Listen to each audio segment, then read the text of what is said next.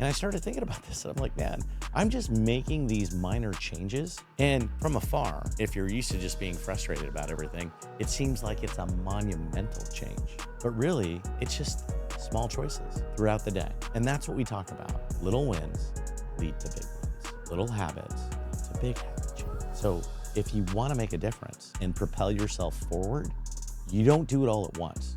That's just way too much. You do it. Is happiness a choice? Do you have the ability to control your happiness? I'm going to tell you that I believe you do. And one of the key ways that I found to be extremely helpful in doing that is reframing. So we're going to get into that a little bit later in the episode. So stay tuned. So here's what I've come to realize in the day-to-day life. There are several times that you or me can go through the day being frustrated, upset, negative about situations that you come across, right? Something doesn't go your way. Imagine that. That happens, right? And sometimes the whole suck it up, buttercup, just doesn't cut it because you feel like, what are you trying to say about me? Are you just saying that I'm a wimp, that I can't handle this, that I can't deal with this? What are we really talking about here? But I think if you just unwind all of that and just kind of bring that down to the core root of, can you choose to be happy? Can you actually choose to look at a situation, even though it is frustrating, even though you may think it's unfair or terrible or don't understand why it's happening to you, and find something good about it? That's called reframing. What if I reframed a situation on a deal that I didn't get closed? Maybe instead of looking at it from that standpoint of, hey, I didn't get it, maybe I look at what I learned to get the next one. You see what I just did there? I took a situation and stopped focusing on the fact that that result is done.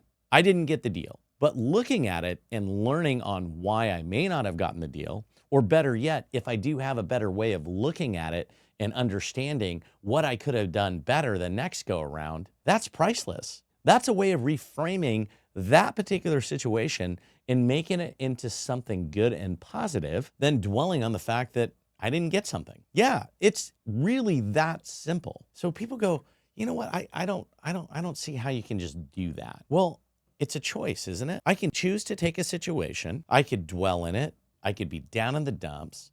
I could be just dragging my feet, stomping my feet, saying all of this negative stuff about me, about the situation, about what I could have gotten.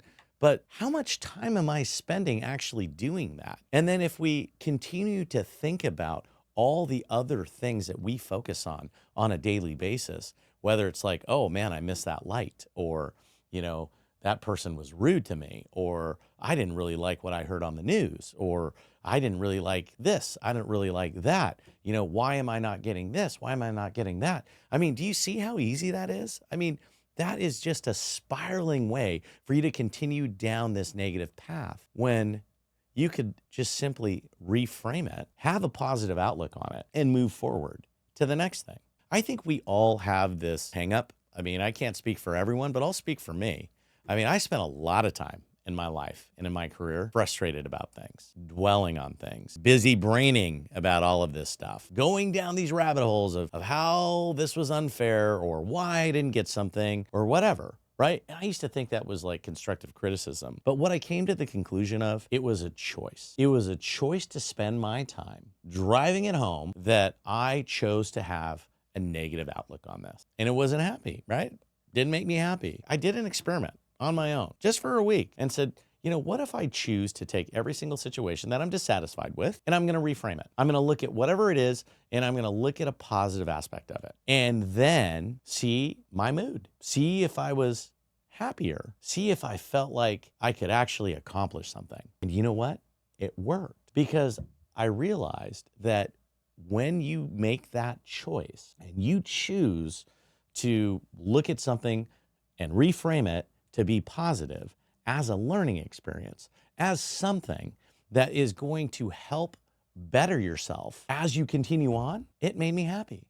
It made me look at the situation and I wasn't spending that time frustrated or, in that mode of where I just wanted to look at things from one perspective. So I think the best adage to really think about when we talk about this very thing is your glass half empty or half full? Same situation, right? You got a glass, it's half full or half empty.